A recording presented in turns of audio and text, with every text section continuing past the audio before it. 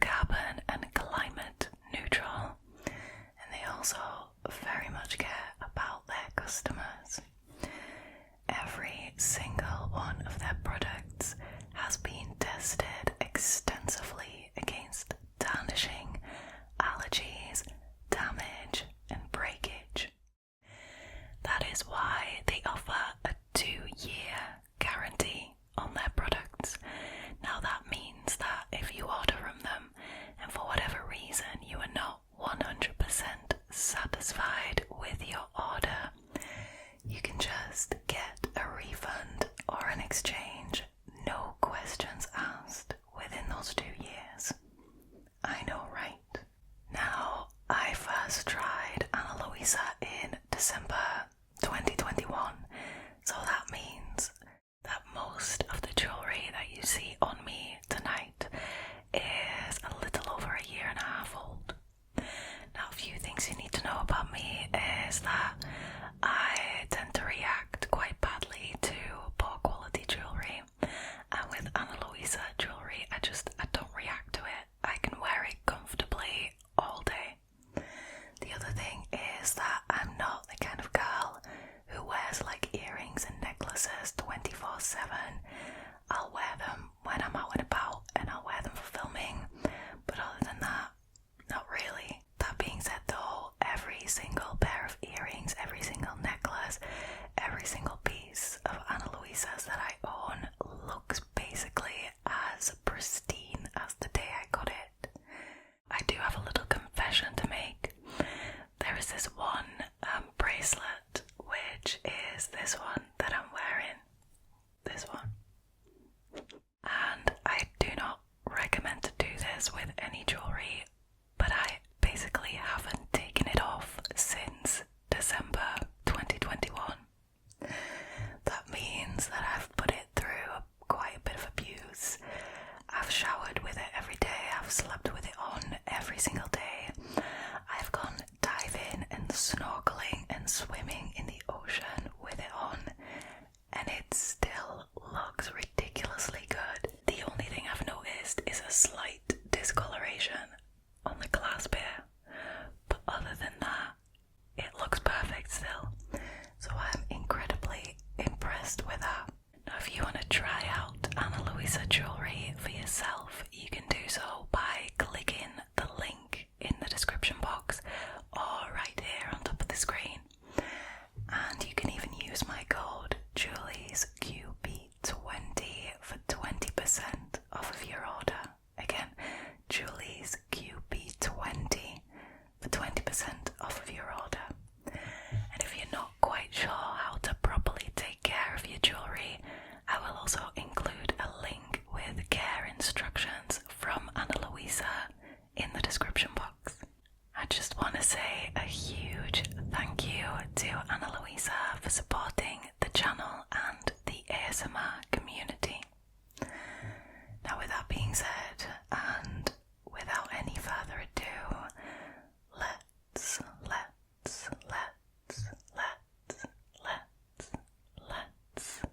get into tonight's stories, shall we?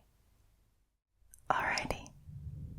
So the first story for tonight was originally posted by a Redditor called Liquid Pen Chamber 1019.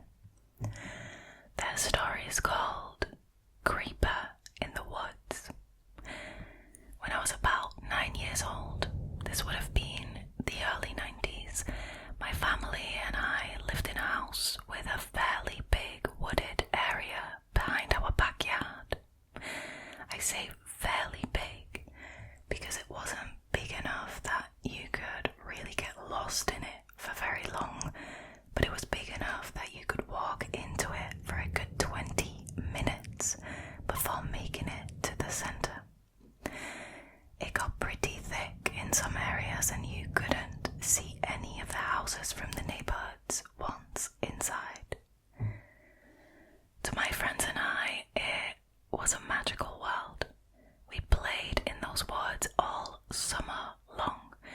My mum would let us go in there as long as we were back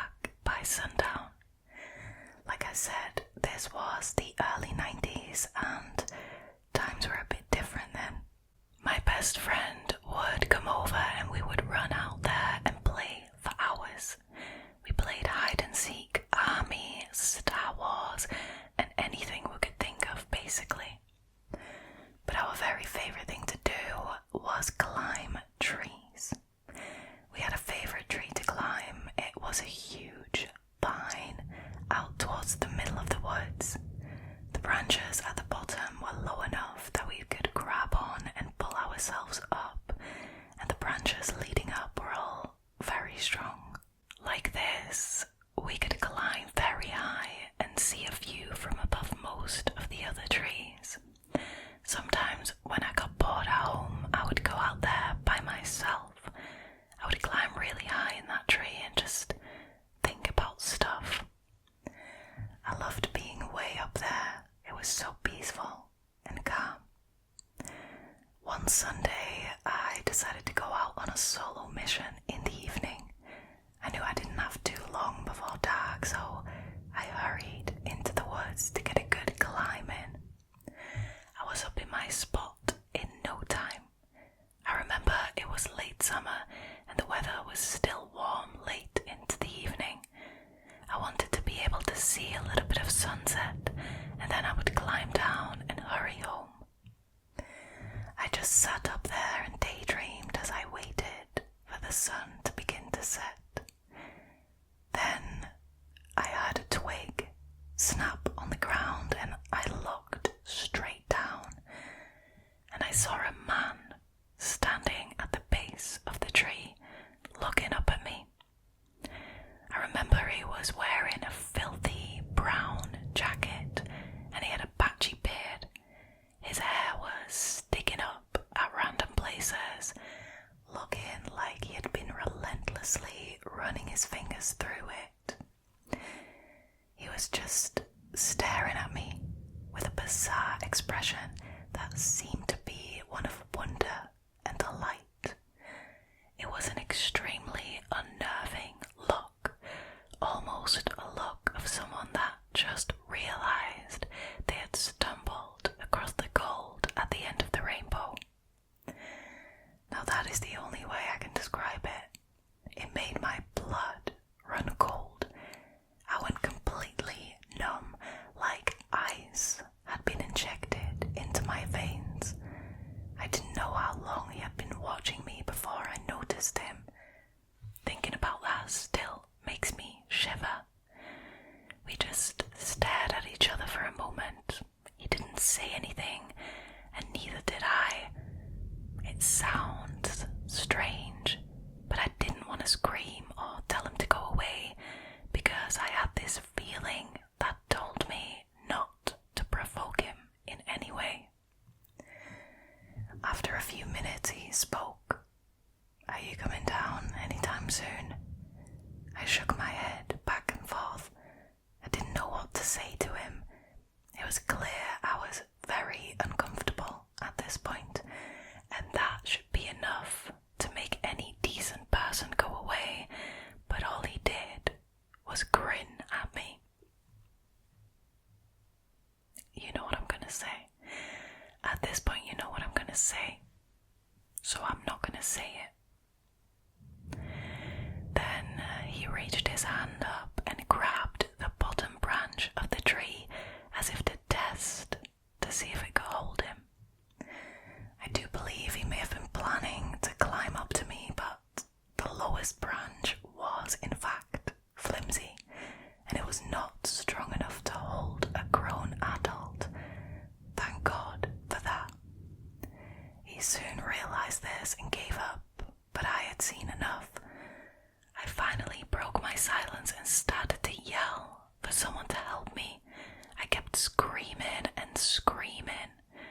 The man backed away a step or two from the tree and began to mumble and curse under his breath. He flailed his arms in the air in a rage and began making a motion like he was pushing an invisible person in front of him. Okay, that's not weird at all. Now eventually he turned and walked away, sort of stumbling with each step. I don't think anybody heard my cries because nobody came to help me. I stayed up in that tree for what felt like hours because I wasn't sure if he was really gone. Finally, I mustered up the courage to climb down because the sun was beginning to set and I couldn't bear to be out there on my own at night. I hit the ground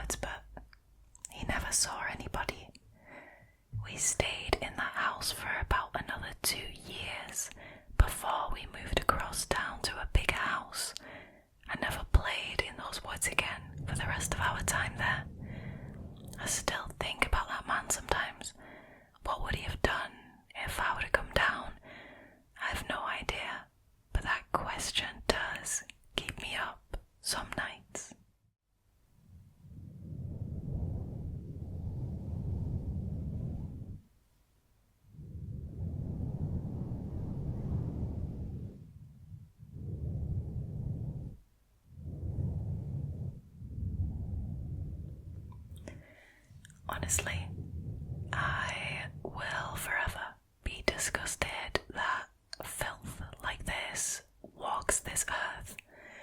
Like, people who predate on children, who get off on scaring children somehow, and God knows what else. The fact that he stood there waiting for the Redditor to come down, and bear in mind, the Redditor was 9 years old at the time, a literal child, waiting for the Redditor to come down, even asking, like, when are you gonna come down, because you're kind of wasting my time here, like, trying to climb the tree. No. Absolutely not. Obviously, I'm really glad that the Redditor got away and that the man didn't manage to catch them, right? But it's also really sad that that creep ruined those woods for the Redditor for the rest of their remaining time in that house. Like, that's just really sad, considering how much the Redditor and their friends enjoyed spending time in those woods. Like,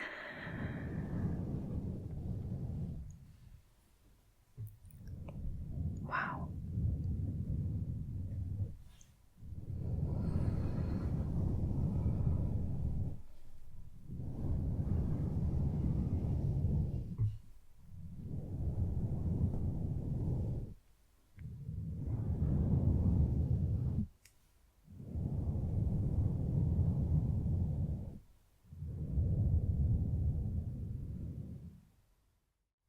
Okay, so the next story was originally posted by a Redditor called LifeAsMagic, and their story is called The Trail Hugger.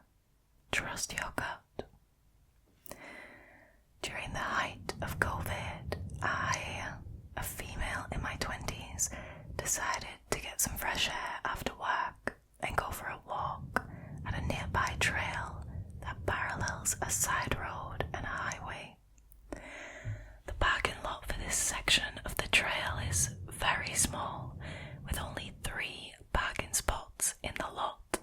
When I pulled in, there was a black Suburban already in the middle spot, so I parked to the right of it and stayed in my car texting, browsing Reddit, essentially procrastinating my walk. After a few minutes, a man in his mid-30s gets out of the black Suburban and opens the hood of his car and makes multiple trips back and forth between the hood to his trunk, seemingly looking for something. Each time he passes between our cars, and I can feel him looking inside at me as he passes my window. I become uneasy with this man, so I resolved to not get out until he's gone.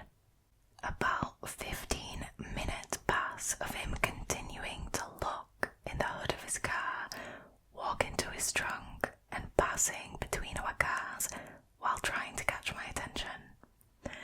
I avoid eye contact throughout.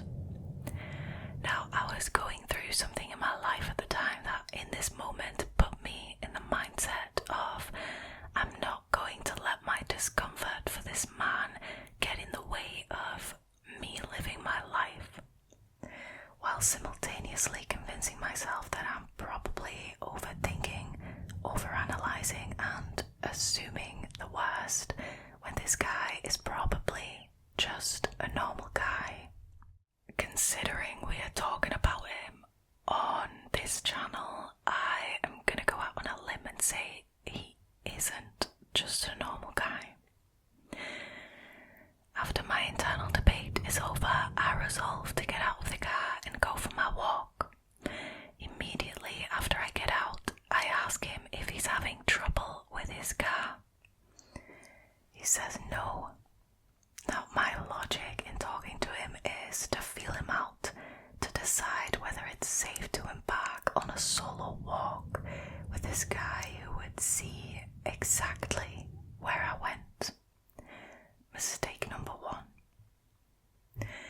His car had some sort of government tags which made me feel more at ease, and I asked about the tags, to which he gave a really long-winded explanation I do not remember. He then said, "Can I have a hug?" What? I mean, absolutely not, right? And I know this was so stupid of me. Oh God. But I was so isolated feeling during COVID that I figured he felt the same and that we somehow recognized that. I was so desperate for human contact and I said, "Sure." Very stupid of me, I know. Mistake number 2. Oh boy. Oh boy. It's October, so we're both wearing coats. Mine was long and went down to my calves but was unzipped. When we hugged, his arms and hands went inside my jacket, around my waist, instead of hugging me outside my coat. Once his hands were in, he quickly proceeded to feel my body down from my waist and to my backside. I immediately pulled away and said, "That was weird. I'm going on my walk now." I was panicked but didn't want to do anything that would make him act with urgency and escalate the situation. He was upset when I pulled away from our essay hug and asked if I wanted to hang out later. Ew. And he suggested we add each other on Snapchat. Again, I didn't want to upset him, so I let him request to add me. I know, so stupid. Mistake number 3. After that, I immediately said, "Okay, I'm going for my walk now. Bye." I should have gotten in my car and noped out of there, which was mistake number 4. I speed walked out of view and instantly wished I'd gotten in my car, as I now had no idea where this guy could be. My skin starts to crawl and I felt very much in danger out there in the woods. I sprinted through some dense bushes and crouched down so I was out of view. My heart was racing. About 30 seconds later, he came running along the trail, frantically trying to catch up to me. I stayed off the trail and ran through the woods to some thick bushes by the parking lot and stayed there a while to make sure the coast was clear back to my car. Not long after, the man returns to his car, gets in and turns on the engine and drives down the road that parallels the trail. He slowly drives back and forth on the side road, turning around and starting over probably 3 times, seemingly looking for me on the points I'd have been along the trail if I'd have been steadily walking since the time I'd started my walk. After about 5 minutes of my heart absolutely beating out of my chest as I watched this creep search for me, he gives up and turns onto the highway and speeds off in the opposite direction from where he said he lived. The second he was out of sight, I sprinted to my car as fast as I could, and I couldn't believe what had just happened. I drove home in a silent state of shock and numbness and haven't let myself think about it too much ever since.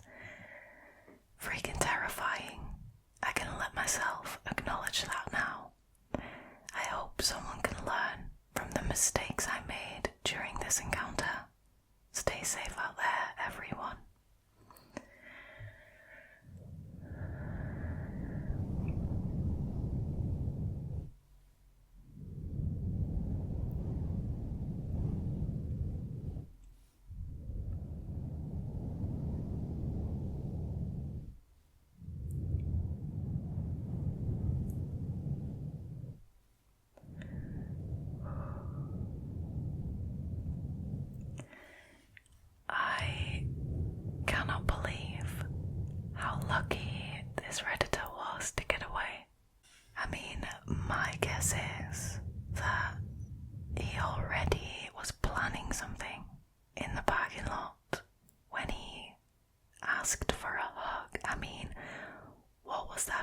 in the first place, but then basically just groped her.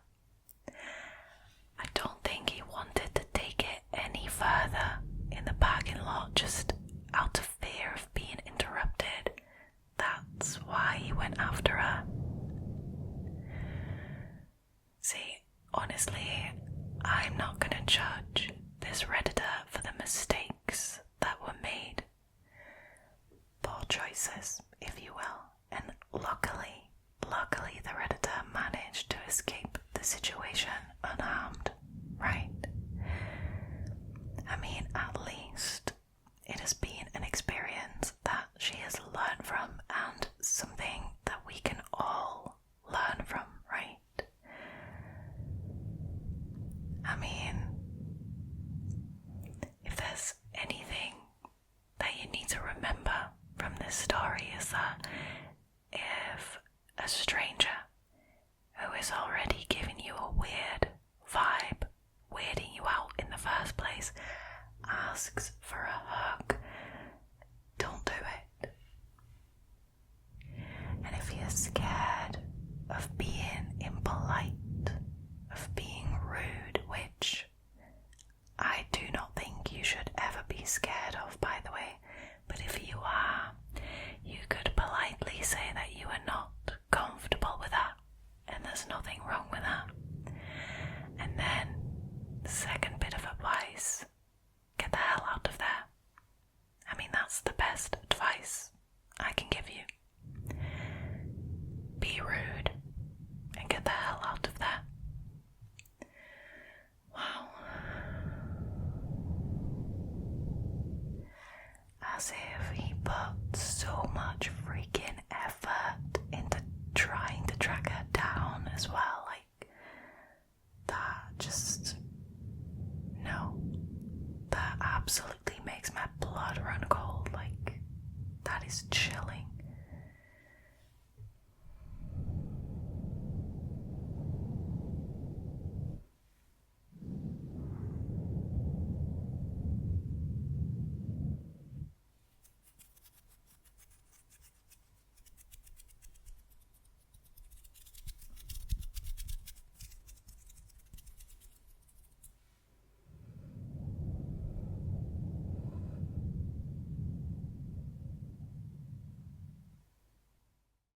Alrighty, last story for tonight.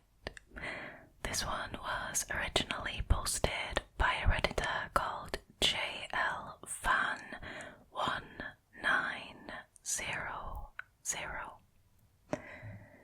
Their story is called Creepy Guy in the Woods.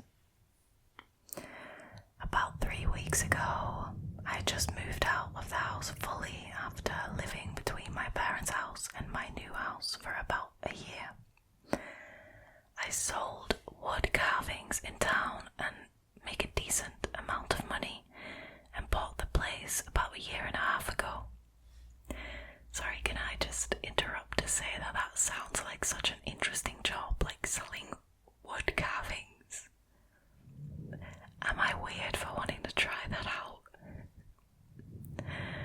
Anyways, I lived in a small cabin in a remote area outside of my town's limits. The nearest person, as far as I know, is about 20 miles away. So I'm walking my dogs along a trail and it's still pretty bright out, about 7:30 or so.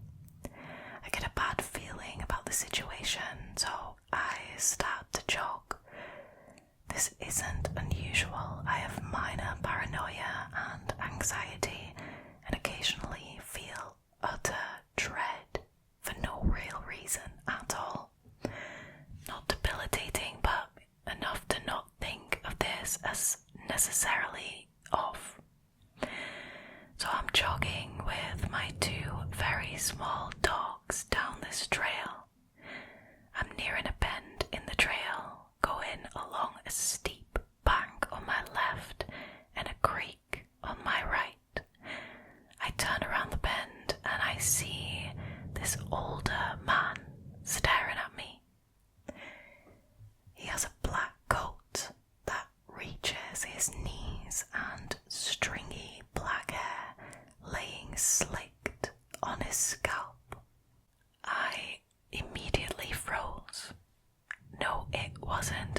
unusual that people would be out here in the evening or even into the night. A state park surrounds my land and the road to it.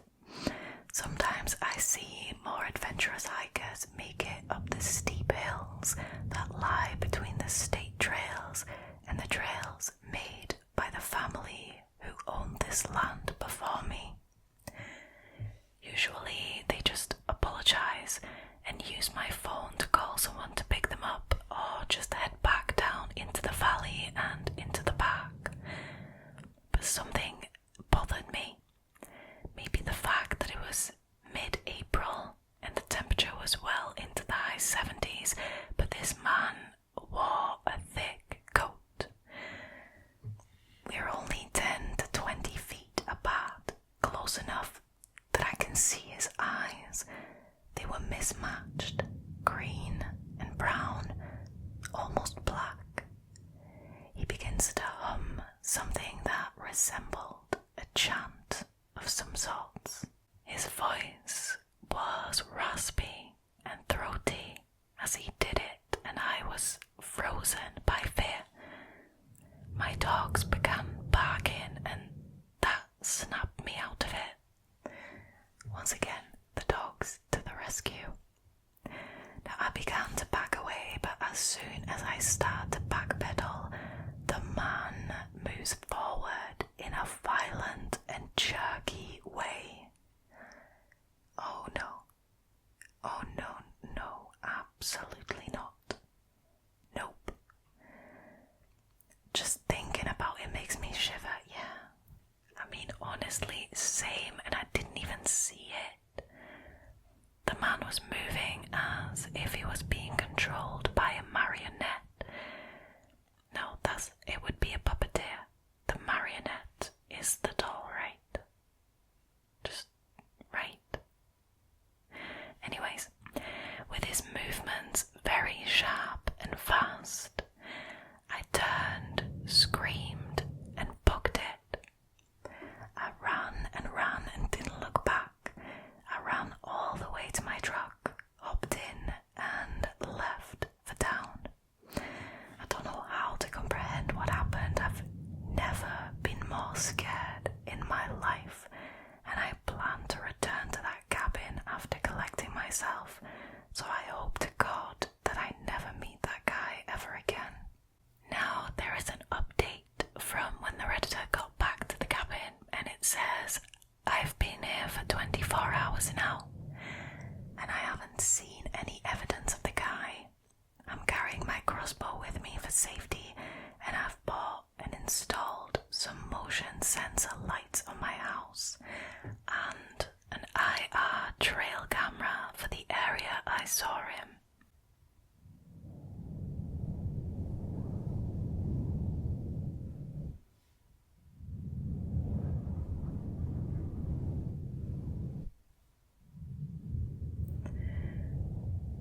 It's gonna have to be a no from me. I'm sorry, but when I first heard the description of the guy wearing a really long black coat with greasy hair that's like plastered to his scalp, I thought, oh, kinda like Severus Snape. But then he mentioned the marionette-like movements, and then I was like, no, absolutely not. And being completely honest, if I was the Redditor and I saw someone with a really long black coat just kind of lurking in the woods, greasy hair or not, it would also be an absolutely no from me. Like I would just bolt. Like I would be out of there so fast.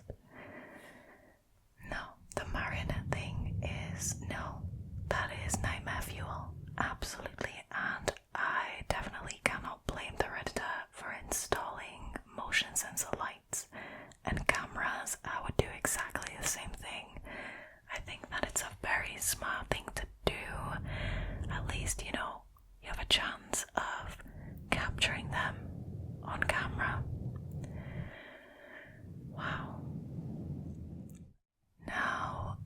one point, the Redditor says that they struggle with mild paranoia and anxiety, and they sometimes feel utter dread for no real reason. Now, I know that a lot of people struggle with anxiety to some degree, and I just wanted to say that I see you, I hear you, I know that the struggle can be hard, and I understand what it's like to be going through that. So, don't give up, you're not alone.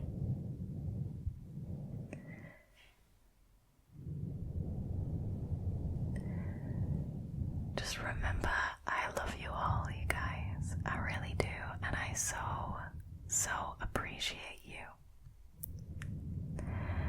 Now, sadly, that is the end of tonight's scary stories. I hope you enjoyed this episode.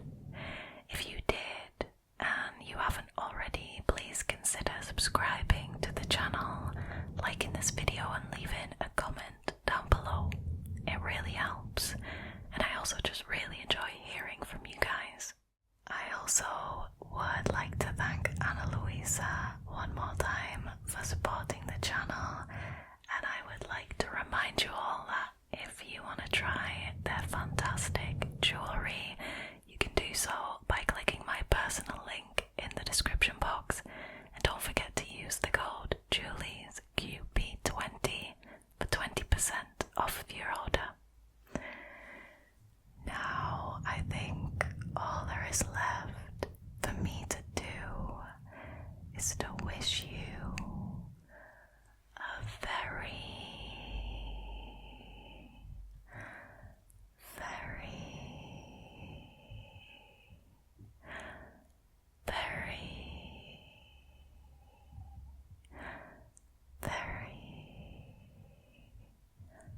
good night. Good night. Sleep well, sleep well, sleep well, sleep